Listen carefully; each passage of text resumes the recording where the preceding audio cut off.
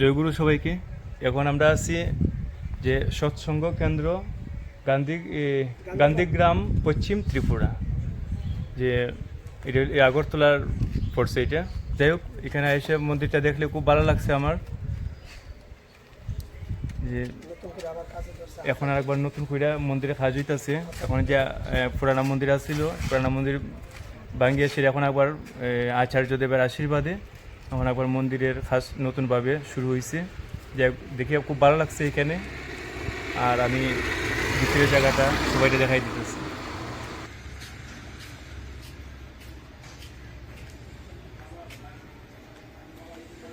দেখা যেতেছে এখন পূজ্যপাদ শ্রী শ্রী আচার্যদেবের আশীর্বাদে এই নমুনায় মন্দির হইব এখানে। আর আগের যে পুরানো মন্দির আসছিল, এই মন্দির এখানে আছে, কিন্তু ওই মন্দির ভাঙ্গা হয়ে যাব। আর ওই যে পিছন থেকে ভাঙ্গা শুরু করছে এগুলি, এই মন্দির ভাঙ্গিয়া সেরা নতুন করিয়া সেরা আরেকবার এইভাবে মন্দির বানানো হইব। ওই যে দেখা যেতেছে এটা।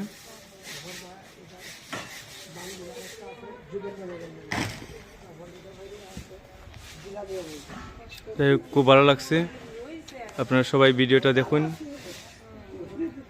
আর সময় করিয়া যদি আইতে পারেন আইবেন।